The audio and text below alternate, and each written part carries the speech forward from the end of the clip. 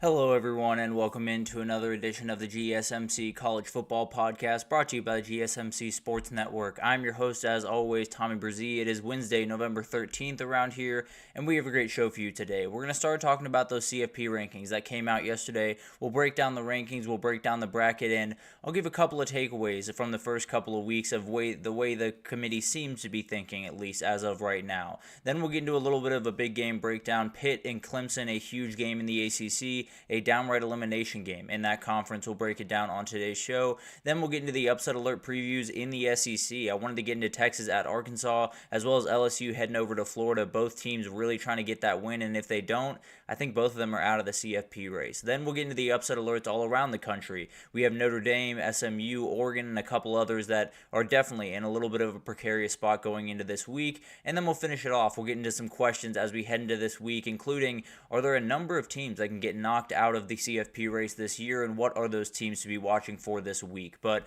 before we jump in, I do want to remind you all we get tons of questions and comments throughout the show, and the best way for you all to get your question on the screen, we can have fun back and forth here, is to use that super chat. At the bottom of the chat on the Sports Network page, there is a $sign. Click that, add any question, comment you'd like. It'll pop up on the screen, and we can have fun back and forth here. Definitely want this to be as interactive as possible, especially as we have to deal with all of the tiebreakers and all of the craziness that is about to come over the next couple of weeks. But let's go ahead and jump into these rankings, because the rankings came out yesterday, and there are some things that I don't necessarily love. There are some things that I do love. So we'll break it down real quickly here, and we'll start with this first 13 teams, the 25 to 13, right before you get into the playoff field. And Tulane makes their appearance into the field, and I think that gives you an idea of exactly the pecking order in the G5. It is going to be Boise State likely. I think Army being this low is pretty tough for them. I think it does leave the door open for a 12-1 Boise State to get in over a 13-0 Army. Now, maybe the 13-0 Army would just take Notre Dame's spot, so maybe both of them would get in, but it is a tough spot for Army to be in. If they climbed up to maybe 21-20, I think I'd feel a little bit better, but definitely in a precarious position for Army to be in. But Tulane's right there, so I think it's telling you that Boise State goes 12-1, they're in. If Army goes maybe even 12-1 and Boise State loses another, maybe they're in from the American. If Tulane wins out and wins the American, they're probably in at 11-2. So a little bit of craziness around the G5, but I think this gives us a good idea of what the pecking order is. It's going to be one of those three teams if I had to imagine at the end of the day. Missouri wins and stays in. They do have a ranked matchup now this upcoming weekend against South Carolina. Going to be a huge one, and definitely one that they badly need to win. I've said time and again that I think even if they win out, they're probably not in a good position, but at the end of the day, they do play South Carolina, who probably should be flipped with LSU, but that's neither here nor there. It's a very interesting system they got going on in that room. But Washington State keeps that dream alive at 18. They're still alive, but I wouldn't expect much here. I think about a million things have to happen, frankly. I think they'd probably go with a 3-loss South Carolina before they go with a 1-loss Washington State. I'll be totally honest, and we'll see what happens with that, but I still think even at 8, even 6 spots out of the field, I wouldn't feel great about Washington making that run. Kansas State stays above Colorado. I think that makes sense. Doesn't necessarily matter, as we've talked about. Probably going to be whoever wins that Big 12 title that makes it into it. So not necessarily super concerned about where all these teams stack up. The big one question is Kansas State, Colorado. Let's say they go on and win the conference, and Boise State continues on winning. Do they get that 4th spot? Instead of a Big 12 champion, does Boise State get it? I'd be a little bit surprised. I think they're probably going to tip the scales just enough to give it to the champion of that conference if it is a Colorado or if it is a Kansas State, but definitely something to watch as they're still below Boise State, who is in the field. They're just ranked number 13 as of right now. SMU being this low is a little crazy to me. I'll be totally honest. I thought this was a little bit low for my taste. I think they're a team that is still firmly in a pretty good position as you head into the back end of the ACC. I think Miami being above them, being in the top 10 is a little wild, because when you look at the two resumes, very similar, but the one loss for SMU is much better than the one loss for Miami. So it's a battle back and forth. I'm not necessarily freaking out over it by any means. I think I would still like Miami to win the conference, so not necessarily angry that they're the top team, but definitely something that I probably would have flipped that just a little bit if I'm being totally honest. So those are kind of the big takeaways from the bottom of the party. Clemson's still very much in the hunt if they win this weekend. You also have Louisville right there, right on top of them. So definitely a team to watch. They have an interesting one this weekend, so we'll keep you up to date with all of those. But definitely a lot of these teams right here are probably going to fall out this weekend, whether it's the loser of the Missouri-South Carolina game, or maybe LSU falls, maybe Louisville falls, Clemson falls, whatever that looks like. There will be a number of teams from this group that end up getting just knocked out of the conversation this upcoming week, whether it's them losing or just too many teams in front of them winning. It's going to happen, so we'll keep you up to date with all those teams as that unfolds. And then you got the top 12. And Georgia, although they are number 12, they are not in the field because of the Boise State auto bid. They are not in the field even though they're ranked number 12. So that's something to keep in mind there. But Ole Miss jumping only to 11 is kind of interesting to me. I thought they would bump up just a little bit more. I think them and Bama possibly could have jumped a little bit above Miami. I think if you put Miami down at 11 and then pop those two teams up, I would have very little problem with that. Now, I understand why they did it the way they did. Alabama, Ole Miss has the two losses, so not necessarily going against it too aggressively there, but definitely something that I don't necessarily love. Notre Dame, Tennessee, and BYU, they benefited from the losses in front of them. Definitely a huge boost for them. I think Indiana staying below Penn State is a little bit telling in the Big Ten. Shows you that there is a very clear pecking order, and when there's a team that they feel is infinitely, or not infinitely, but is comfortably better on the field than the other, the record doesn't go out the window, but is ranked a little bit less important. And that's just kind of spattering around this entire thing. And it seems that Texas at number 3 has been a sticking point for some people, and I totally get it. No doubt about it. It's not the best resume at by any means. Probably the best win on the schedule was Vanderbilt on the road or Michigan on the road. So totally understand why people are so upset about that. I do think the talent, I think the upside, and I think not having a terrible loss, although that Georgia one got a little bit ugly, it's obviously not a terrible loss like some of the other teams have behind them. And also, something to keep in mind is it seems like the committee is taking into account how you did in those games. Texas only played one game that was within about 19 points, other than that Georgia loss and that Vanderbilt game. That was the only other game that was within 19 points of their win. So they are taking care of business, and they're doing it in a way that is fairly impressive. So they stay at number 3, and the top 2 is unchanged, and that makes total sense. And then we'll see what happens with Indiana. If they can get a win next week, then obviously they'll shoot up into that group. But overall, I think the rankings were a little all over the place. The criteria is a little bit unknown to me at this very moment, but at the end of the day, I do think it makes for some great matchups and a really fun bracket, and we'll get into that right now. So Oregon, Texas, Miami, and BYU, those would be your auto bids. Those would be the teams that you're looking at. I'm sorry, BYU is the 3, Miami is the 4. Apologies for that, but definitely something to watch as we get into this. It's going to be really interesting to see how all of this plays out. But the first round matchups, you get Notre Dame, Tennessee, and Neyland. That's going to be absolutely incredible to watch. Cannot wait to see what that unfolds like. And obviously, we'll see what happens with these two teams. If Tennessee loses this weekend, this will change in a hurry. But at the end of the day, the hypothetical of this one is downright special. Then you have Alabama going up to Bloomington to play a playoff game. I can't imagine that's something that anyone had on their bingo card as we got into this year, but Indiana's played some great football, and they absolutely deserve to be a host team right now, and we'll see what happens after that Ohio State game. We'll see if they fall below that 8 line and obviously move into the going on the road to play one of those games. That's probably what I would expect, but we'll see what happens there. Then you have Penn State Ole Miss, a really interesting one. You have the Rebels going up to Happy Valley.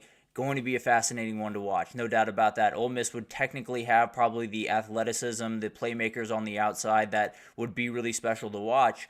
The question is, it would be December in Happy Valley. So what would the weather be like? And that also applies to Bloomington. What would the weather be like? And would Ole Miss or Alabama be able to handle that? Would be really interesting. And then you do have Ohio State, Boise State. That's one that has stayed the same over these last 2 weeks and would be a really interesting one to watch. Ashton Genty against some of the hard-hitting guys on that Ohio State defense would be a sight to behold, no doubt about that. And then in the second round, you could get, Oregon Notre Dame, you could get Oregon Tennessee, or Ohio State BYU, or Boise State BYU would be a fascinating matchup in the quarterfinals of the playoff. You would have Ole Miss Miami, which would be high flying offense, or Penn State Miami, kind of a battle of styles. Alabama Texas, we've seen that last couple of years been amazing. Or Indiana Texas could be up and down the field, really fun, explosive plays all over the place. So really like this bracket. I mean, every time it pops up, it's always really fun to look at. The rankings, a little bit harder to get an idea of, and let's get into that here for a second, because the committee, we've been able to see 2 rankings as of now, and we got to get to some takeaways of what they're looking at every single week. The biggest thing to me that has kind of stood out is the way these rankings seem to work, and I don't necessarily love that this is the way it's working, but at least from face value, what it seems to be is they're going to value, are you undefeated? Do you have 1 loss? Do you have 2 losses above all else? That is going to be the way that they rank teams just in general. Now, there is some exceptions, like Penn State being over Indiana, or Texas being at number 3 instead of someone like Tennessee. There are some exceptions there. It seems to be the exception is just eye test. Which team do you feel like is just outright better, would win on a neutral field? And they obviously feel that way with Texas. They obviously feel that way with Penn State over Indiana, and even South Carolina over LSU. They seem to feel that way with how they've been playing lately. So definitely really, really interesting to kind of watch that unfold. But I don't necessarily love that it's just, if you're undefeated, congratulations. You're going to be up in the top 6. If you have 1 loss, you'll probably be somewhere in that 8 to 10 range or 8 to 12 range, and then everyone else will kind of fill in the rest of the way. I don't necessarily love it. I'll be totally honest. I tend to believe that it'll kind of work itself out throughout the next couple of weeks, but definitely something to watch. And then I think the chances of 2 G5 teams is all but dead. Now, I do think if Army were to win out the rest of the way, Boise State were to go 12-0, maybe Army takes Notre Dame's spot, but then I think Army or Boise State in that scenario would be then competing with a 10-2 Tennessee, or a 10-2 Ole Miss, or 10-2 Alabama, maybe even a 10-2 Texas at the end of the day. So it's going to be really interesting to watch that unfold, and I think it could come out on the wrong side for them. So I'd be surprised if we get more than 1 G5 team in. I think the rankings have shown us that, with the 2 other teams in the G5 being at 24 and 25 in these rankings. So definitely something to watch here. The other thing I'm noticing is if you're a 2-loss SEC team, as long as you are a 2-loss team that does not make the conference championship, you're probably not going to host a playoff game. Now, there might be some wiggle room up to that 8 spot, who knows, but at the end of the day, it looks as of right now, Tennessee's cutting it off at that 8 spot. I'd be surprised if a Bama at 10-2, or an Ole Miss at 10-2, or a Georgia at 10-2 could find their way into a host position. Now, things would get interesting. If Bama were to make it to the SEC championship, I think then they could. So there's a little bit of wiggle room there, but it does seem like the SEC teams that already have 2 losses probably going to have a pretty tough time getting up to that host place unless they get into the SEC title. So as you can see, the SEC bias is going crazy in the CFP rankings this time around, but I'll actually get into that tomorrow because a lot of people are going crazy for really no reason. But finally here, I think I'm still nervous about 11-1 Indiana. If they go 11-1, I feel a little bit better about where they are now comparative to last week, but they're in a tough spot. And also, them jumping BYU and Tennessee in this one or BYU and Indiana, jumping Tennessee in this ranking doesn't make much sense to me. I think they were just righting a wrong from last week, so more power to them, I suppose, that they're above them. But definitely something to watch. It feels like, as of right now, the way it goes is, what is your win-loss record? And then if it's really, really close, you have, what do you look like on the field? And then you go down the list and you try to figure out all the other metrics and things. So it's been interesting to watch all of this unfold, and I'm not sure if we're going to have a good beat on it next week when all of this stuff unfolds. But at the end of the day, we get a little bit closer to that final product. We get a little bit closer to this 12-team playoff. And every time you see the bracket, it gets a little bit more real, a little bit more exciting. So really fun rankings, definitely ones that I have some issues with here and there, but overall, I think it'll be worked out over the next little bit, and we will break it down as it does. But let's take our first break here, and when we come back, we got to talk about Pitt-Clemson, a huge game in the ACC, and one that will downright eliminate someone from the CFP and the ACC race. So we'll break it down right after this. I feel like I'm losing my mind. Is everybody in the world blind? Please, Lord, give me a sign. I feel like I'm losing my mind. Is everybody in the world blind? Please, Lord, give me a sign, a sign. I wanna be the greatest. Everybody on the fake shit. I look around and feel like everybody is the fakest. I make this every day and I'm impatient, hoping one day I blow up from the basement. Statement, the top is so vacant. I don't hear shit that I think is amazing. Waiting for my day when I'm playing sold out shows for 1,000 faces. Hey, give me that crown. Get in my way and to be put down. It ain't your place, all this my town. If I want that shit, then I'll get it right now. I'm losing it, the noose it fits. I'm losing shit, a stupid myth. You choose to live or choose to dip. You choose to fight or lose your grip and lose a gift. Oh. I feel like I'm losing my mind. Is everybody in the world blind? Please, Lord, give me a sign, a sign. I feel like I'm losing my mind. Is everybody in the world blind? Alrighty, welcome back everyone. We just broke down those CFP rankings that came out yesterday. Miami's still the top ACC team. I don't necessarily agree with that, but I understand where they're coming from there. Georgia has dropping out all the way from the CFP conversation, or from the picture at least. Going to be interesting to watch what they can do this weekend and if they can jump right back into it. But let's get into the Pitt-Clemson game because this is a huge one. This is a massive one in the ACC and one that could just decide who goes to the ACC championship against SMU at the end of the day. But obviously, Miami's going to try to get in their way. But this is a huge one in Pittsburgh and definitely one that, regardless of what happens, one of these teams is still in the ACC race. One of these teams is outright out, and that's the end-all, be-all. They would need Syracuse or possibly Wake Forest to trip up Miami the rest of the way. But other than that, if they can win this game, they're at least still in the race, and then all of the energy gets put on Miami the rest of the way. So Pitt is in the same exact boat as Clemson in a lot of different ways, where you obviously have had a tough couple of weeks. You've had not necessarily played your best football, especially offensively. You have a chance to get it all back right here. You have a chance to kind of reset the clocks, even if Pitt doesn't make it to the ACC title. You have a win over Clemson. You're probably going 10-2 on the season, and you're right on the outside looking in. That's a really big win, and it puts this program in a really good place going forward. Obviously, you want to get to the ACC title, want to get another shot at the SMU Mustangs, but as of right now, I think this is a huge season for Pitt, and definitely one that they can build off of. Clemson's offense has come crashing back down to earth, kind of like Pitt's has. They have struggled on third down. Cade Klubnik has not been nearly as accurate. The O-line has really struggled the last couple of weeks, so there's a lot of things here for Clemson that they might just have to gut out this win and then hope that Miami slips up somewhere along the way. But definitely a lot that's going into this one. And I think the main thing for Pitt here is who's going to the starting quarterback going to be. It feels like Eli Holstein is going to be ready to roll. But Nate Yarnell's right there. And he played some good football at different times this year. And regardless of who plays, I do think it'll be Holstein that trots out there with the first team. I feel like he is healthy enough to do that. The leash is not going to be very long. If Holstein makes one mistake or two mistakes early on in this game, I wouldn't be surprised if we saw Nate Yarnell pretty early on. And then on the other side for Pitt, for that Pitt defense, you got Phil Maffa running at you. This is a very, very talented running back. Guys topped 150 yards in the last, I think, 3 games. And they are 20th in the country in rush yards allowed per game. So it's kind of a good-on-good matchup. That Clemson offensive line, not great at pass pro all the time. Pretty good at run blocking and getting downhill when they really commit to it.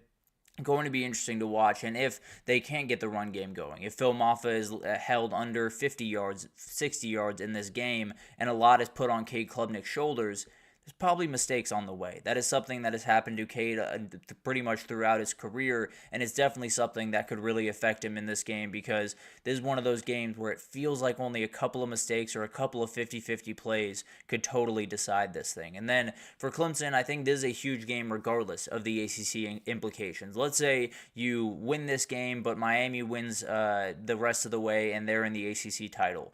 You still have 10 wins on the table. Now, if you lose, you're still looking at South Carolina at the end of the day, and you could have 8-4 on the table very quickly. Now, I'll be totally honest. Even if they win this game, I'm not sure I would love them against South Carolina. But at the very least, it would keep them in the ACC race and get them to 9 wins, which is a moniker. It's not necessarily the one that Clemson wants to be a part of, but it definitely is a benchmark for this season and puts them in a bowl game. They can get to 10 wins and then just take stock. Figure out where you are at the end of the season. But obviously, they're still playing for plenty here, and we'll see what happens on this one. But the big-time thing here is Cade Klubnik hasn't necessarily made a ton of mistakes. He hasn't necessarily turned the ball over a ton or given the ball away and just totally ruined drives. What he has done is missed a lot of receivers. His completion percentage has gone way down the last couple of weeks, and it needs to get back up. It's one of those back ends. It's one of those groups on the defensive side for Pitt that you can take advantage of. If you are on target, if you are hitting your receivers in stride, you will be able to find big plays downfield. He just hasn't been able to do that lately. So it's going to be interesting to watch if he can kind of get over that, move forward, and hit a couple of big plays in this game, because that could really just be the entire thing. And then on the other side for the quarterback, we'll just see what happens with Eli Holstein. It's really just about his health. We'll see how healthy he is. And if he's not fully healthy, then will that quarterback run game be what it needs to be for them to get this win? So Pitt is reeling right now, lost 2 straight, and 3 would turn it into, from an undefeated season into just a nightmare season in a hurry. It would be absolutely crazy collapse for them, and it's going to be a really fun game. The Pitt fan base knows what this is about. Clemson knows what's on the line, and it's going to be one that I think these teams get after each other a little bit offensively. But some players to watch. I think Desmond Reed is someone you're just going to want to watch in this game for about a million reasons. He's the best player offensively for Pitt. He also is someone that they just got to get the run game going. One way or another, they have to find a way to get the run game at least rolling downhill, and it's going to be tough to do, but this is the guy that can kind of open that offense, not only in the run game, but in the receiving game, is a huge player and definitely one that can totally change this one. And then we got Braylon Lovelace, the other number 0 on this team. He had 9 tackles, 1 sack, 2 tackles for loss against Virginia, and he's playing a team and a running back in particular in Phil Maffa where he's going to have to play with a lot of aggression. He's going to have to be flying downhill and meet that guy at the line of scrimmage and drive him backwards. It's going to be really, really interesting to see the battle between these linebackers in this run game for Clemson, and Braylon Lovelace is going to be as big of a part of that as really anyone. Jake Briningstool is someone I want to talk about for Clemson because I think you look at this Clemson pass game, it has lost that explosivity downfield, and you're going to want to find that at some point in this game. The best way to do that is to run the ball and then get your tight end on those short outs, on those short drags is what I'm looking for, on those curl routes, whatever you can do to get him the ball close to the line of scrimmage, let him make some plays after the catch. I think it's going to set you up really well for that 1 or 2 really big plays downfield, and also will get Cade Klubnik into a rhythm, which you very badly need. And then on the defensive side of the ball, TJ Parker is an absolute monster coming off the edge for that Clemson defensive line, and you look at this Pitt team, those quarterbacks do not look comfortable. Whenever they're back there in the pocket, especially with the Holstein injury, it looks like he's just not fully comfortable, not fully there, and definitely something that if they can get home a couple of times with TJ Parker and a couple of the other guys on this defensive line, it's going to be a nightmare for them to figure out for Pitt. And then ways Clemson can win, you got to get Cade Klubnik comfortable early. There's no way you're going to be able to win this game if he just has to outright make plays over and over and over again down the middle of the field. He's going to have to get a couple of dump-off passes to Antonio Williams, a couple of screens to Bryant Wesco or TJ Moore. He's going to have to get those plays because if he doesn't, then he's going to be under 50% completion again. This Pitt back end is going to be able to pick off a couple of the wayward passes, and you're not going to be able to get that run game going the way you want because they don't have to fear the pass game. So definitely something that they're going to want to get Cade Klubnik comfortable early, and if they can't, then this one could spiral in a hurry. But the other thing, the pass rush just has to be in attack mode. I don't think this Pitt offense is going to be able to operate if they can't get this pass game going, and really if they can't get that quarterback out of the pocket and get him running. If they have people on him pretty much every which way from Tuesday, it's going to be really hard to do that. So TJ Parker, Barrett Carter, you have Peter Woods in the interior of that defensive line. Anything you can do to just collapse that pocket, make things more uncomfortable, push them out of that pocket, and then make them create with their legs, it's probably going to be a big benefit for you. Eli Holstein is capable of creating with his legs, but if that's the best offense that Pitt is putting together on Saturday, then they're in a really bad position. And then find the explosive plays. We talked about it with Jake Briningstool. You got to be able to find TJ Moore or Bryant Wesco or Antonio Williams down the field at least once or twice in this game. It doesn't need to be hit you over the head Tennessee-type offense where you hit those big plays over and over and over again, although Tennessee's been a little bit different this year. But in general, you don't need to hit a million of them. you do need to hit a couple. You do need to hit a couple to keep everything honest and make sure you open those run lanes for Phil Maffa, because that's the way you're going to win this game, on the back of Phil Maffa. But you got to find the explosives to get the openings for him the way that you want him to. So going to be interesting to watch Clemson execute those. And then for Pitt, I think the pass protection is huge. You're going to have to make sure that you hold up against this unit that this Pitt front has not necessarily been great. They've been solid enough. They've kept Holstein clean for the majority of this season, but as of late, it's been getting a little bit porous, and that's kind of led to a couple of the injuries that Holstein has dealt with. So definitely something to watch here, and especially with the aggression and the physicality just in general of this Clemson defensive line. It's going to be a lot to deal with, but they're going to have to if they're going to want to get out of here with a win. And then you got to get enough from the run game, whether that's the quarterbacks, whether that's Desmond Reed or a million other guys on that team playing around with different end arounds with the wide receivers. I don't know. But at the end of the day, Clemson gave up only 40 yards on the ground to Virginia Tech last week.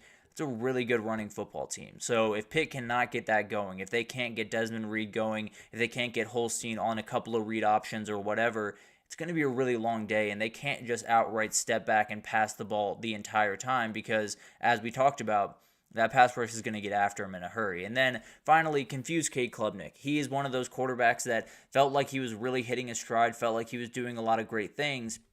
He was also hitting a lot of open receivers. He was hitting a lot of guys that didn't necessarily have anyone within 5 yards of them. So now you're going to have to make sure you confuse him a little bit on the back end, whether that means rushing only 4 guys and dropping 7 into coverage and just trusting the guys up front, whether that looks like dropping 6 guys and just playing around with different coverages, different formations, I don't know. But at the end of the day, I do think you can get a couple of mistakes from him. Maybe they won't be turnovers, but absolutely is someone that you can get a couple of mistakes from, and then you can really take hold of this game. If you can confuse him on that back end, get a couple of picks, then this entire thing changes and your offense can really get going. The thing is, I haven't seen that offense get going in a couple of weeks, and I'm not going to bet for him to get going against this Clemson defense. Now, I don't think Clemson's going to pull away in this game. I don't think it's going to be all that pretty, but I do think Clemson gets the win. I think they get the win 27-20. I think Pitt probably covers that spread of 10, but at the end of the day, it's going to be a very interesting game, and might just come down to who is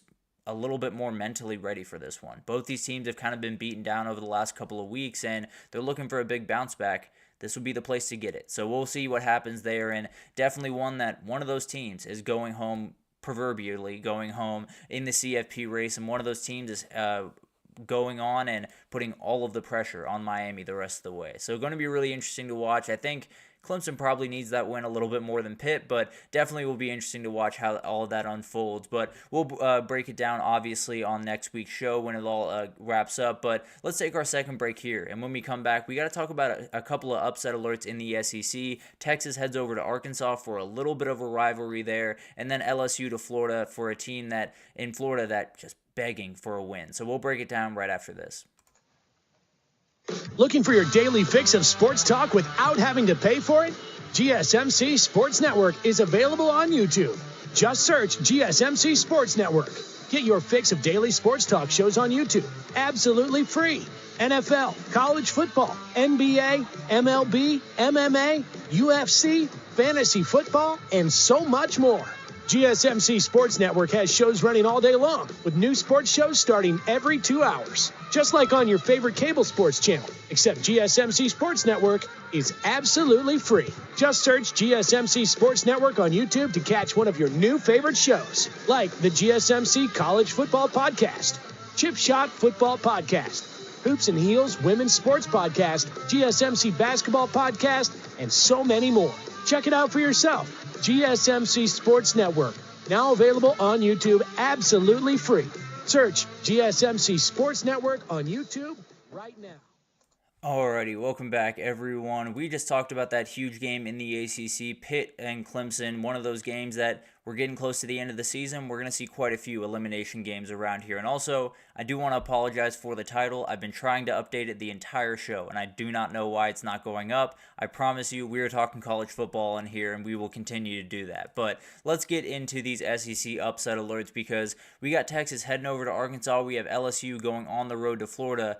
Two very interesting spots, and I wanted to break down these games. And the first one I think is special for reasons beyond even this year, because this is a rivalry. Whether if you're 13, if you're 14, even if you're 18, honestly, you might not even know that this is a rivalry. This one's special. These teams hate each other, and you will feel it in Arkansas Stadium or in Razorback Stadium on Saturday, even if it's at noon. It is going to be absolutely rocking. These teams played every single year from 1932 to 1991 in the Southwest Conference, and they hate each other. It's going to be really, really special. The only time these two teams have gone or have played each other under the current head coaches was back in Steve Sarkisian's first year at Texas and Sam Pittman's second year at Arkansas. It was one of the most thorough beatings that Texas has taken since Steve Sarkisian took over as head coach. It was an absolute beating. I believe they had 59 total yards of offense. It was domination, and it gave you an idea of just how far Texas has come over the last couple of years because they beat Alabama last year in Tuscaloosa, so gives you an idea of just how far Sark has brought that team from a physicality perspective because they got downright bullied in that game, no doubt about that. But Texas is looking for a ton of momentum right now, particularly on the offensive side of the ball. They're trying to continue to roll into Fayetteville and take advantage of that pass defense that let Jackson Dart go for over 500 passing yards on them. Obviously, I expect them to be a little bit more well-equipped in this one, but definitely something where Texas is trying to keep that thing rolling, keep that downfield passing game rolling, and this seems to be a team that you can definitely do it against. And then Arkansas has been a team that's reeling just a little bit lately. The status of Sam Pittman becomes a little bit more up in the air than it felt after that Tennessee game earlier in the year, but they do get a bye to get healthy, and hopefully Taylon Green will be in this. We'll actually talk about that here in a second, but they're looking for another huge win, and frankly, I think if they get this win, I think Sam Pittman's safe. I think he would get that huge win that would totally get all the boosters on his side because, again, a lot of the boosters for Arkansas grew up in the era when they were playing this team every single year. They grew up in the era where all of this was one of the biggest games of the entire year across college football. So it's going to be important to them. If he wins this one, then I'd bet you'll see Sam Pittman in Fayetteville in 2025. I can't bet on that, but definitely something that I feel pretty good about. And then Texas getting a win would just be, and you be in great position. You would get past one of these big-time landmine spots on the road. You would have Kentucky at home, and then you'd have the big one against A&M that has been 13 years of build-up in the making. It could be for an SEC spot. It could be for a CFP berth. A million things on the table in that game, but Texas got to take care of business in this one before we get there. So very much want that to happen, but Arkansas very much does not want it to happen. So we'll break it down as it goes on, but Andrew Armstrong is someone that I want you guys to watch in this game because I just outright think this is the most underrated player in the sport. He is so good. Every time that I watch Arkansas, number 2 pops up time and again. He is so incredible in that pass offense. He's one of the most dynamic players. His catch radius is just out of this world. And in a world where we see so many incredible wide receivers all over the field or all over the country, this might be the best wide receiver on the field on Saturday. As crazy as that sounds with Isaiah Bond on the field as well, and I think it's as close as you possibly want to make it, and I wouldn't be mad at you if you leaned Isaiah Bond, but the physicality, the energy, and the versatility of this kid is just out of this world, and I think he's someone that Texas has been good at stopping the pass thus far. This might be the best wide receiver they've faced this entire season.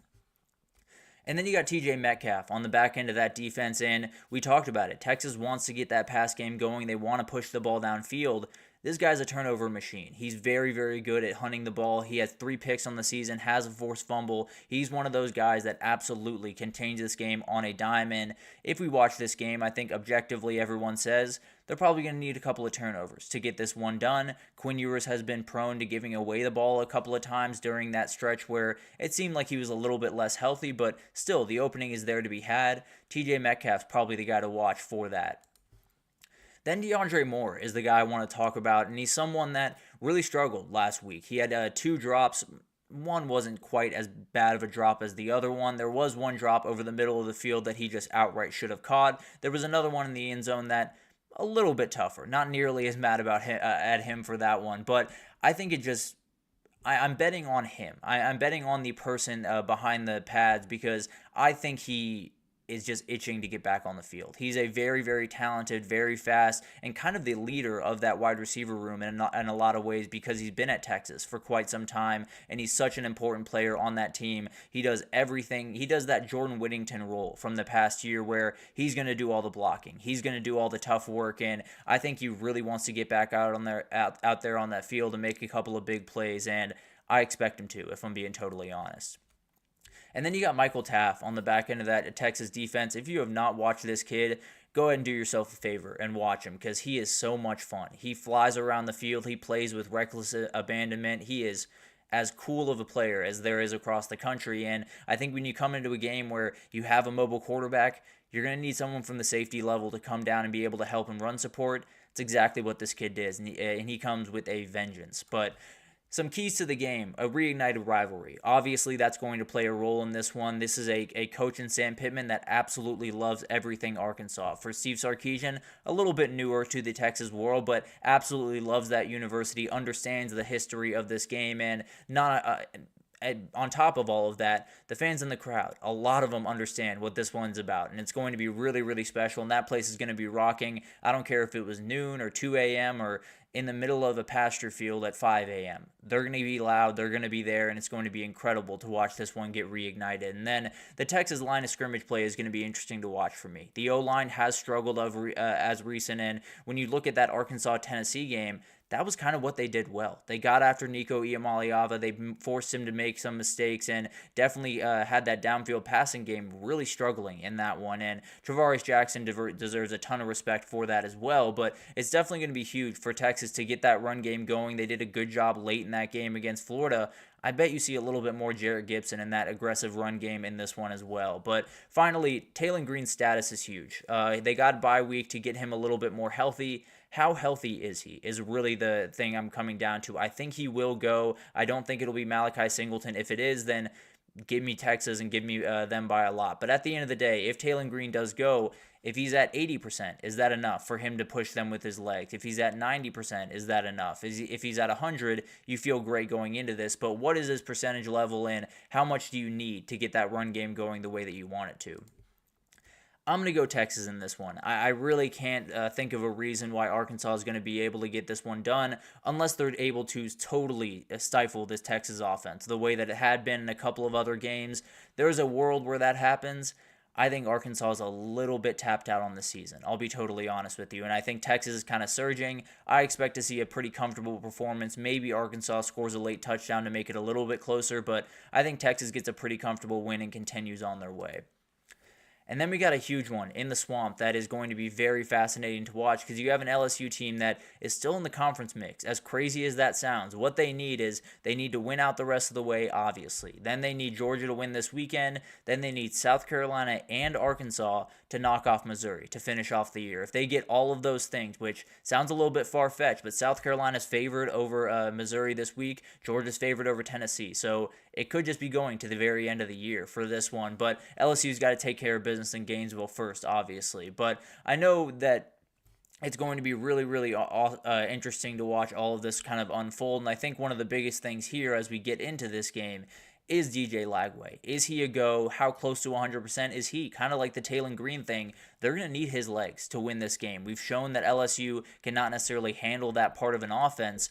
If you can get him out on the edge, you're going to have a lot of success. I tend to believe he's going to go. I tend to believe he's going to be 85%, 80% maybe. But it's going to be really interesting to see what he can do. And is it just the downfield passing game, or is it a little bit more of that run game that they've been really good at getting going when he is healthy? So that's definitely something to watch. If he's not 100%, then we have a lot of questions around LSU going forward. And then the big question for LSU, particularly on the defense, is are you still fully locked in? You just got absolutely railroaded the last couple of weeks, and you've been doing it in the exact same fashion in the last two games. So can you bounce back? Do you have the mental energy? Do you have the mental toughness to fully bounce back from that and get back on track and play really good defense in this game?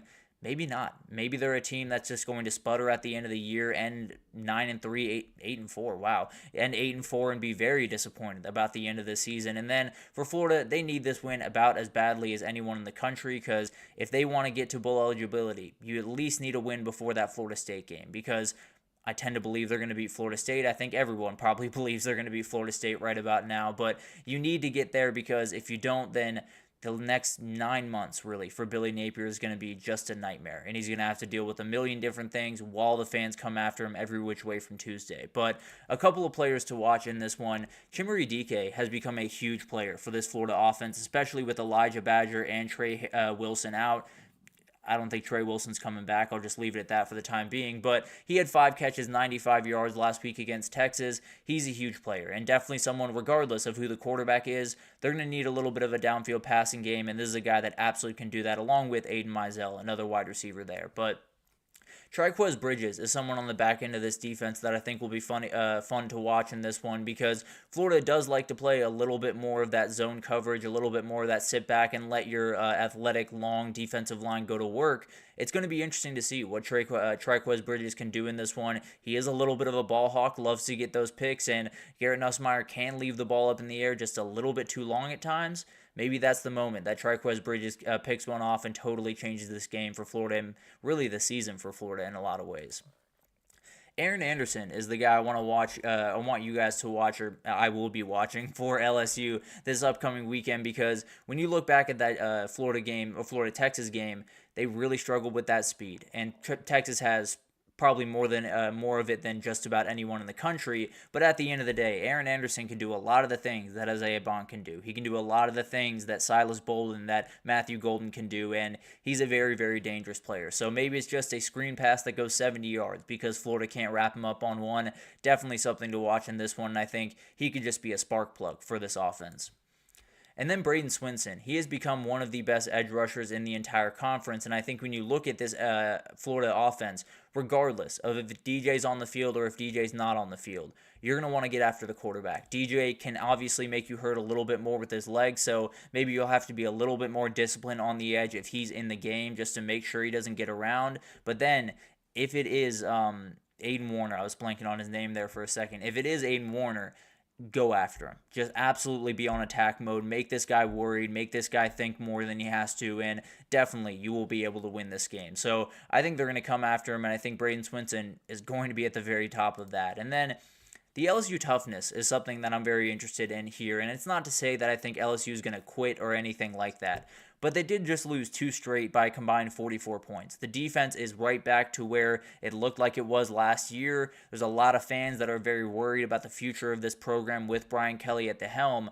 Are they able to go into a very hostile environment and just get that win? Are they able to just handle their business, continue moving on their way, or are they a little bit checked out? Are they a little bit slow to get up for this game? And if Florida goes up 7-0, are they a little bit quick to kind of be like, oh, well, it's happening again type of energy? So definitely something to watch. I tend to believe that they'll still be engaged, but definitely something that could come back to bite them. And then DJ Lagway's health. It's kind of like what we talked about with Taylon Green. If he's on the field, they are a better team, just point blank period. If he's 100%, they're a team that can just outright beat LSU on Saturday. So that's kind of the difference to me. If he's on the field and 80% and 70%, I wouldn't necessarily love Florida. If he's 100% when he gets out there, I might start liking Florida a lot more. And then finally, that Florida fan base, what's the buy-in at this point? How much energy is being put into the 2024 team? 2025, I think they'll be right back up on that horse. But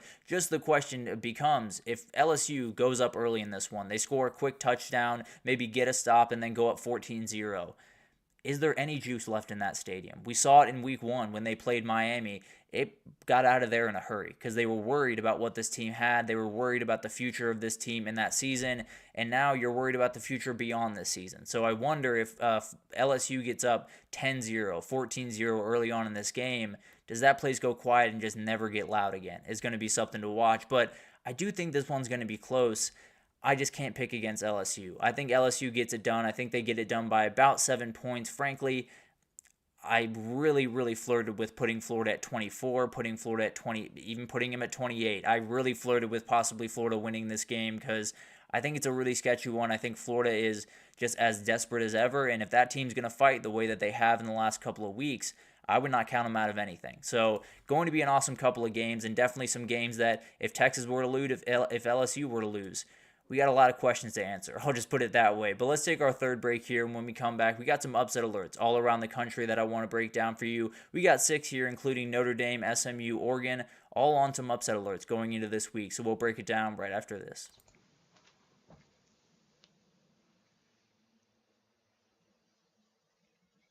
For the best and latest podcasts available anywhere, go to the podcast app on your cell phone and type in GSMC to access free content-rich podcasts on health and wellness, book reviews, sports, entertainment, relationships, social media, movies, technology, finance, and even weird news. Subscribe and download the GSMC Podcast Network's family of shows, available everywhere podcasts are found. Alrighty, welcome back everyone. We just dealt with a couple of games in the SEC that I think are really fascinating for this upcoming weekend. Texas, Arkansas, we had LSU, Florida, 2 games that both those teams, Texas and LSU, could fall out of the CFP race, could fall out of the SEC race in this one. So definitely a couple that you want to keep your eye out on, but we got some upset alerts beyond just the SEC. We got some upset alerts that I want to get you guys updated on, and I think we got to start with Notre Dame. And I know they've become a very frequent member of this grouping, but I think you know why. That early loss to NIU is still in the back of my head, so I can't necessarily get it out. Notre Dame is up to the number 8 team in the country, looking very, very solid right about now. Virginia's coming off a big-time win over Pitt. It was a little bit of an ugly one that had a questionable call towards the end of that game, but at the end of the day, Virginia gets a huge win, goes into this game with a ton of confidence, and I think it's one of those teams that is just looking to wreak havoc over the next couple of weeks. I think they have a couple of big-time games that they can just mess up everything in the ACC and even beyond that. If they win this game, then Notre Dame walks into a game against Army that could have felt like a CFP play-in game. It might just feel like Notre Dame is there for no reason. And now they obviously want to win that game, but just to say, Virginia could kind of ruin the mystique of that matchup that we've been building up over the last couple of weekends. And I think the biggest thing here is there's a number of quarterbacks kind of across the country that have just this thing about them. It's Diego Pavia. It's Ashton Daniels over at Stanford. It's a couple of these guys that not necessarily the most physically gifted, not necessarily the most special athletes or, going to throw the ball 60 yards downfield or hit everyone in stride every time. But they're really gutty. They're a team. They're a player. They're a team in general that can just fight. That can find a way to get through all of the punches, find a way to get through all of the craziness, and come out with a win. Virginia and Anthony Colandrea is one of those teams. Anthony Colandrea is one of those guys that just leads this team absolutely fearlessly. He is the guy that wants to make every single play. He wants to get out there and run the ball and get hit a couple of times. He wants to set the tone from a physicality perspective for his team.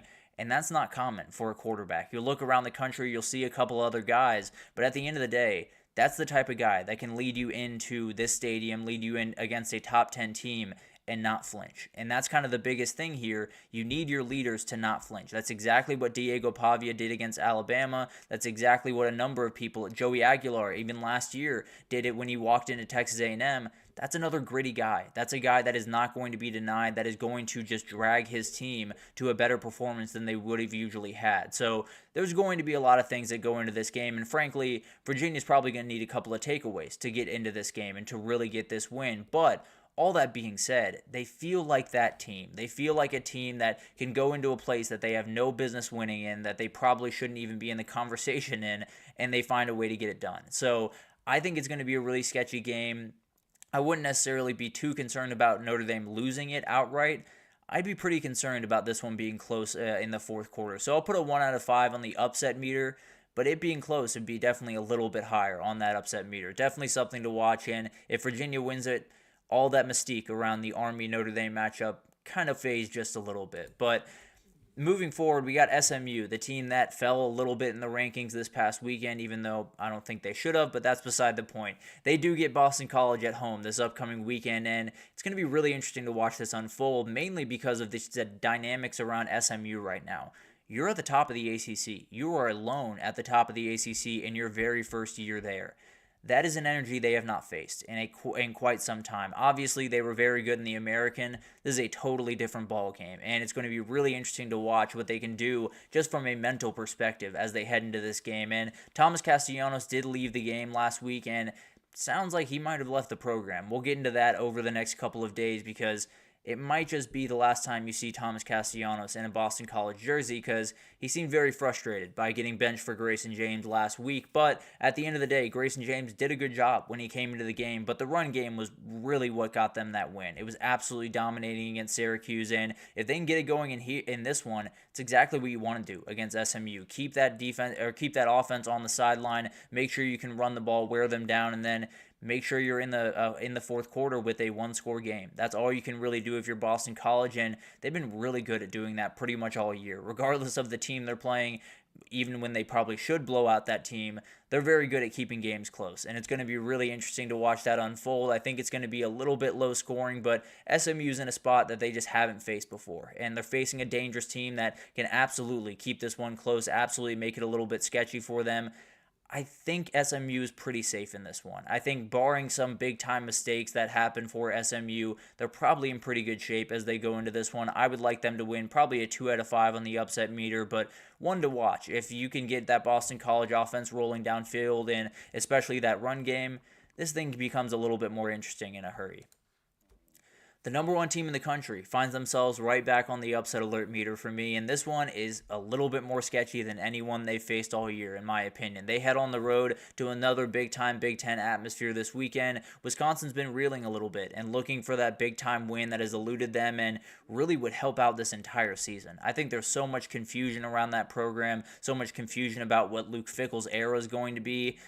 This win would subside a lot of those worries. I can promise you that. But for this to happen, it's got to be a dominating performance from the Wisconsin run game. It's got to be Tawi Walker running downfield, getting a couple of big plays, but also just getting those 3 yards, getting 4 yards, getting 3 yards again, and then just continuing to move the chains. We talk about this Oregon offense every single time you play them. The way to beat them is keep the offense on the sideline. That is maybe the only way to beat them, if I'm being totally honest. So you're in a position where if you're Wisconsin, slow this game down, get the run game going. It's not going to be all that easy against the Oregon defensive line, but you're not going to beat them just going punch for punch between Braden Locke and Dylan Gabriel. I can almost promise you that. So you're going to have to find the run game one way or the other. The good news for them is Wisconsin has one of the best pass defenses in the entire country. They're really good at stopping explosives. They're really good at keeping everything pinned in.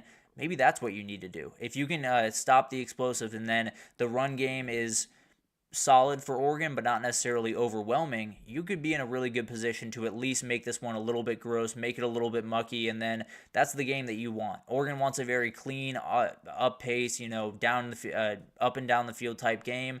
Wisconsin wants the exact opposite. So we'll see what happens here. I think the big thing here is whoever gets out to a quick lead first is probably going to win this game. I think if Wisconsin goes up by 14, Oregon could be a little bit shell-shocked and be in a position they hadn't been in, especially with that number 1 next to their name yet. And then if you go down 14-0, I don't think you're getting back into this one. I think Oregon's just going to be too much on the offensive side of the ball. I'll put a 3 out of 5 on this one. It's definitely one that I'm watching pretty closely, particularly because Oregon's on the road, but not one that I'm overly worried about for the Ducks. I'll just put it that way.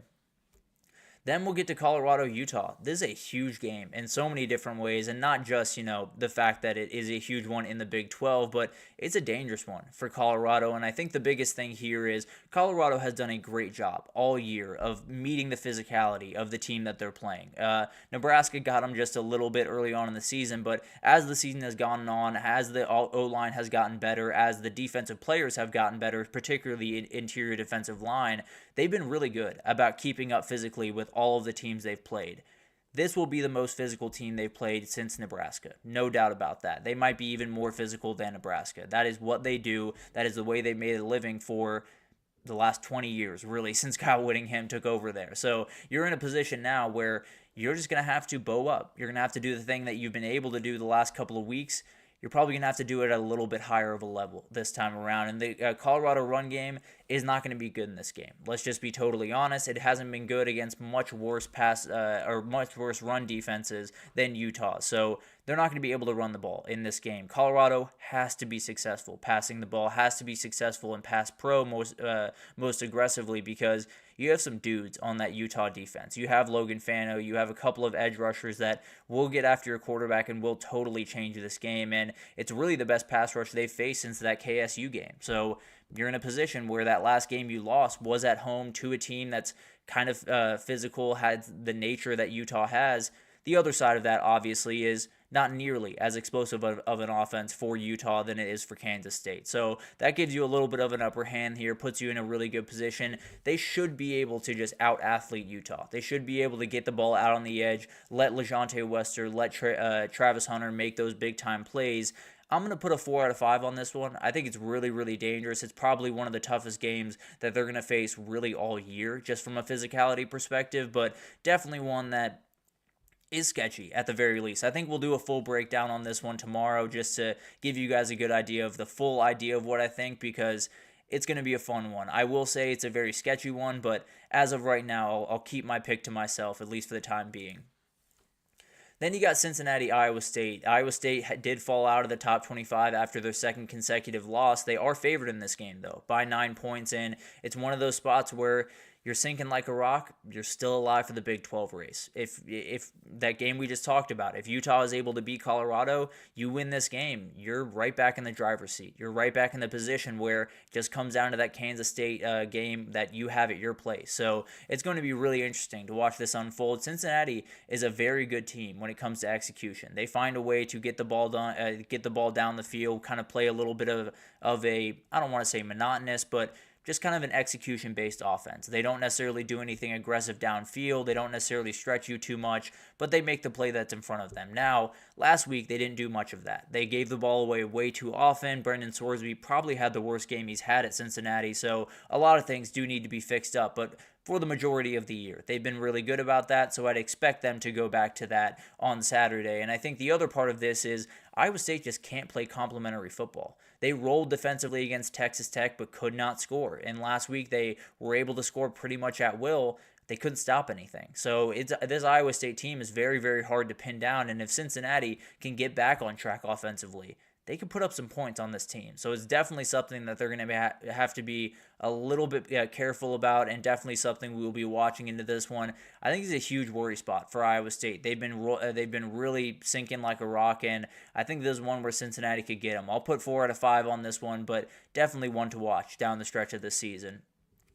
And then we got BYU. They're in a weird spot against Kansas because you look at that line, very similar to that Kansas line that they had last week against Iowa State. So I'd be a little bit nervous if I was BYU in this one. But BYU escaped a really bad situation in Salt Lake City last weekend. Now they face another team, but in their home stadium, which is very, very nice. Now the difference between Utah and Kansas is Kansas can put it on you. The Kansas offense is really, really going to work. Jalen Daniels had a remarkable performance the last couple of weeks, and it's been really, really hard to keep this Jayhawks offense down, and they're still fighting for their bowl lives. I believe they're 3-6 right now, if I'm not mistaken. Could be 4-6, but I think they're 3-6, and they're trying to stay alive in this race. This would be a huge win to get us there. And then for BYU, the question I have is the question that I've had really all year. Are you going to get that kick return from Keelan Marion? Are you going to get the turnovers you got last week to put you in a position to win that game?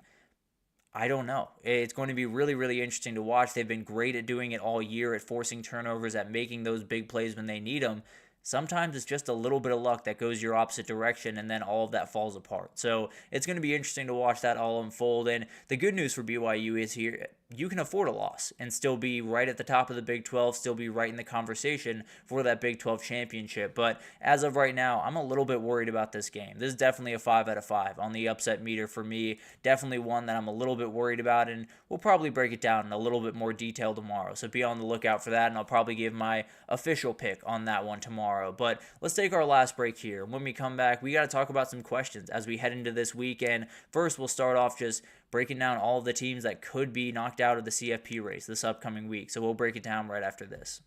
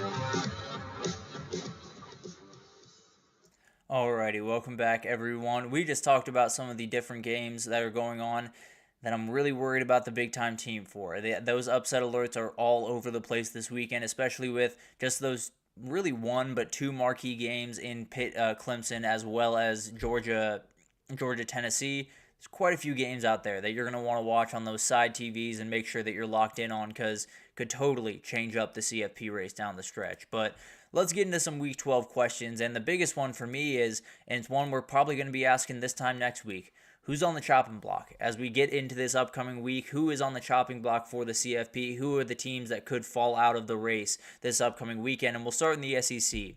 All eyes are on Georgia in a lot of different ways. If Tennessee beats them, they are out of the race. I feel very confident in that. Now, I think there is a crazy scenario where a 9-3 Georgia could find their way in. I think about 1,000,001 things would have to happen. I'll be totally honest with you. I think they're kind of in the same base that we talked about Washington State in. They probably would be totally out. I would be very, very surprised if they were able to find their way back in. Maybe they could, and I think they would be the first 9-3 team, hypothetically, to get into the CFP. It's not going to happen. I'll leave it at that for the time being. And then the loser of the Missouri-South Carolina game, that team is out. No doubt about that. I think South Carolina is probably already out, if I'm being totally honest with you. But if Missouri were to lose, they are officially out. If South Carolina were to lose, any Cinderella possibility is officially out the door. And then Texas and LSU, the teams we talked about earlier, could obviously fall this weekend, and then you're in a really tough spot going forward. And LSU especially is out. Texas, I would be very surprised if they weren't. Over to the Big Ten, I think you don't really have anyone. I'll be totally honest. Now, if Penn State were to lose to Purdue, I think they're out. I don't think a 10-2 Penn State would get in. I think a 10-2 Ohio State would get in. So maybe a loss to Northwestern wouldn't be quite as bad if they were able to bounce back and get a win over Indiana next week. So that'll be interesting to watch. We'll see how all of that plays out. I don't see either of those happening, so I wouldn't worry too much if you're a Buckeyes or a Nittany Lion fan. And then in the Big 12, Iowa State is in a little bit of a tough spot, obviously, like we talked about. The KSU and Arizona State loser, they are officially out of the race for the Big 12, which is essentially the race for the CFP at this point. And then West Virginia can fall out of the conference race. I think they could fall out even if they win and a couple other teams lose, so I would probably expect them to fall out of the race. And then BYU, totally safe, even with one loss, so they can't fall out regardless of what happens this weekend against Kansas. And then finally in the ACC, it's obviously the loser in this game. The loser is obviously out of the conversation. If Louisville were to lose to Stanford or Virginia were to beat Notre Dame, which is not the ACC, but obviously it has to do with the ACC, those teams would be knocked out, and then you'd be in a really interesting position. SMU is safe with one loss, so they would be more than fine if they took one this weekend, but everyone else, definitely a little bit on edge for sure. Then we'll get into who needs to make a statement. And I think there's a lot of teams out there, especially with it being kind of a quiet week. There's a number of places where some teams can really get back onto the radar, maybe get back into the conversation, and Tennessee's one of them. This is a huge game for Tennessee. This is maybe the biggest game that Josh Heupel has had at his program the entire time he's been there. And it's not to say that Alabama game back in 2022 wasn't incredible. It's just to say you're on the road against a team that you have not beaten in quite some time, or I don't want to say quite some time, but you haven't beaten in a little bit. Let's just put it at that. And you're in a position where you win, you're almost definitely in the SEC title, you're almost definitely in the playoff. This is a program-changing moment for Josh Heupel and the Vols, and if they can put on a statement performance, if they go in there and win by 14 points, we're talking about this team as one of the best teams and maybe the best team in the country going forward. I know that sounds crazy, but Tennessee's got it rolling right now, and it could be a big moment on Saturday. And then South Carolina, I think another team that absolutely could put on a big time performance this week. I talked about it. I'd be surprised if they found their way in as an at-large bid. But the team is playing really good football right now. If they go out there and absolutely dominate Missouri and roll the rest of the way they dominate Clemson, then we're having a conversation around this team. Maybe they're the team that would edge out a 3-loss Georgia in favor of them at the end of the day. But it'll be interesting to watch all of that unfold. I'd be surprised regardless of what happens this weekend if South Carolina were able to fit in. But if they need a statement, this would be a great weekend to get it. And then that team that they're going to play at the end of the year, Clemson just needs one. Regardless of the ACC championship, regardless of the CFP, I leave all of that out of it. They need a big-time win. They need a win where they really impose their will. They need a win where they show that they are still a team that, although they might miss out on the ACC championship, they're still one of the teams that is at the top of that conference. You have to do this. If you lose this game, the questions around Dabo Swinney get really, really loud, really aggressive, and very valid in a hurry. So a lot of things to figure out over there, and if you win, on top of that, you put all the pressure back on the Hurricanes to win out the rest of the way. And then you got Tulane Navy. This is a very, very interesting game, and under the radar game of the week is what I'm doing here. Apologies. But Tulane Navy is one that I think is going to be really, really fun. And frankly, it'll likely decide who meets Army in that American Championship. Bar none, I'd be very surprised if it was anyone else. And then you get Blake Horvath, some elite play callers and elite playmakers on the offense for Tulane. It's going to be a really fun one. And we'll break it down in a little bit more detail later on in the week, but this is a game that you're definitely going to want to tune into. Then you got Nebraska USC. This is really interesting to me just because of the dynamics around the two offenses. Both offenses have been really struggling, and they've made changes to try to fix that. USC has flipped to Jaden Maiava as their starting quarterback over Miller Moss. Nebraska has gone to Dana Holgorsen. That was just on campus for 10 days before he was named offensive coordinator for that program. Obviously a guy that has done a lot of really good things on offense. We'll see what him and Dylan Raiola look like on Saturday. It'll be really, really interesting to watch. And then you got Washington State, New Mexico. Cannot wait for this game. This is so much fun, and if you want to have a game where you just get to watch the two quarterbacks go to work, this is going to be the game for you. John Mateer has been one of the most electric players all year, and then Devon Dampier. I know I've talked about him on here a lot. Maybe I've talked about New Mexico just a little bit too much. Watch this kid and you'll understand why. He is one of the most electric players in the sport, and every time you get a chance to watch him, go ahead and sit down and watch him. He is totally worth your time, and he is so much fun to watch. And then we'll move to the group of five. We obviously took Tulane Navy off the board here, but Boise State, San Jose State, I think is a fascinating one. Obviously a ranked matchup, so gives it a little bit more juice, but you have a San Jose State defense that is really good. One of the better ones they've faced since that UNLV defense that was able to make that game close. It is about a 2-touchdown spread in this one, so they expect Boise State to get the win, but definitely something to watch. And then we'll talk about that the big storyline as you head into this one right here in a second. But the other game I'm watching, South Alabama, Louisiana, is a really interesting one. This is a South Alabama team that really came out of the gates flying. Gio Lopez and that offense felt like they could not be stopped. Even going into that LSU game, you were sitting there thinking, maybe we got a little bit of a shootout on our hands. Obviously, it didn't go down that way, but this is a very talented South Alabama team, and Louisiana still technically alive in the CFP race. I'd be surprised if they were able to get there considering all of the teams above them, but if chaos does strike and everything goes wrong for a number of these teams, maybe it is Louisiana that finds their way towards the top of this thing and gets a big-time win here and really inserts themselves into that conversation. But the winner to me, North Texas UTSA, and is for one reason only: points. You are going to get points in this game, and you are going to get a lot of them. The over-under in this game is 72.5. I am not joking. There are over-unders in the NFL that are half that number. I love it. You're going to get points. You're going to get lots of points. You're going to get some big-time plays. You're going to get a North Texas offense that is going to fly up and down the field, especially after a week where they kind of got embarrassed. They're going to want to get it back out there on that field and make a statement. It's going to be really fun to watch, no doubt about that. But moving on to the Heisman race, who has the most to gain this week? And it's kind of a good week for a couple of players because Cam Ward, Dylan Gabriel, they're sitting on their couches this weekend. They're just hanging out, watching all these games unfold. So the two ones that I tend to believe are the top two candidates have a really big opening. And Travis Hunter might be the main among them. He has a huge game against a huge, really talented team.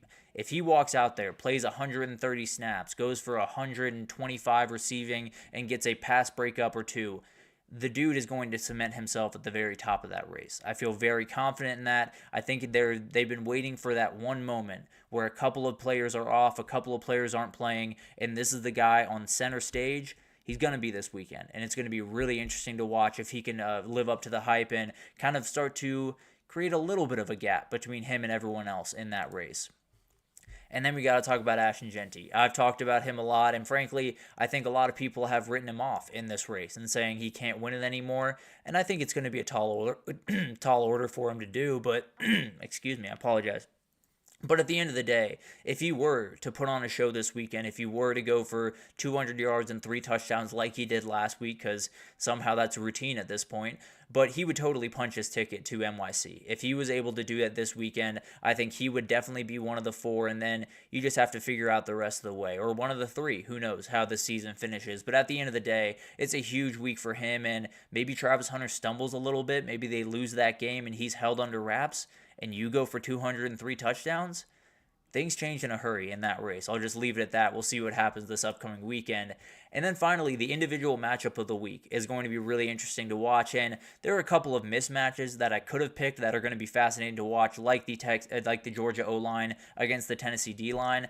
But I'm trying to go for a little bit more even matchups here. And one that I'm kind of watching a little bit more closely, Carson Beck against Tim Banks, the defensive coordinator for Tennessee, is going to be fascinating. And it comes down to that offensive line against that defensive line in a lot of ways, because Carson Beck has really struggled. The offensive line has not helped. His running backs have not helped. His wide receivers have not helped. I don't think Mike Bobo's helped very much. So you're in a position where Carson Beck has been making a lot of bad decisions. Not always on him, but Tim Banks is going to attack him in a lot of different ways, especially with James Pierce Jr. Can he step up to the challenge? Can he meet this defense where they are and really put together what has to be his best performance of the year, plain and simple? So going to be a huge one, and one that could define the Georgia season going forward. And then the Kansas State run game against the Arizona State defense, and really just the run games against each other. I'll leave it at that. I'm going to leave out the defensive part of it. Just the run games against each other is going to be special to watch. You have Avery Johnson, you have Dylan Edwards, you have DJ Giddens on one side, and then on the other, you got Cam Scadaboo. Sam Levitt can absolutely make some plays with his legs. You have some really talented players, and these run offenses are going to get after each other, and ASU has an elite run defense. So does Kansas State. So it's going to be really, really fun to watch this one unfold, and I think it could be one of those low-scoring affairs that just comes down to that 1 or 2 plays, and we'll break down that one in a little bit more detail tomorrow. I can promise you that. But finally, the Clemson run game against that Pitt front 7 is going to be fascinating. And I think that Pitt front 7 is very athletic, very lengthy, very one of those groups that can pretty much stop any run game that's in front of them.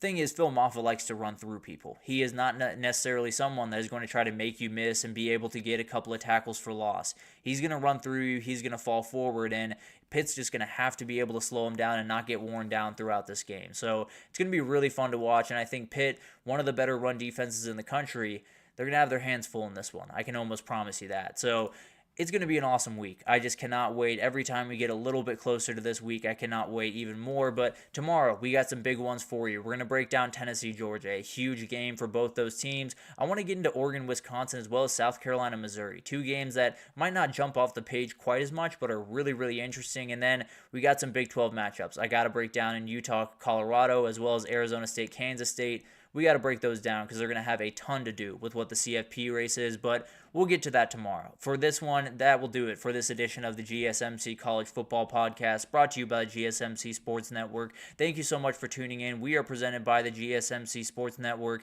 Your support means a lot to us, so please remember to subscribe to the show, leave a positive review. It does make a huge difference for us. Also, follow us on Facebook, Twitter, TikTok, Instagram, all the social pages for all the content and updates you could possibly need. We have great people covering every sport you could possibly want. So anything in the world of sports you need, come on over to GSMC and we have you totally covered. But thank you once again for listening, and I will see you guys tomorrow.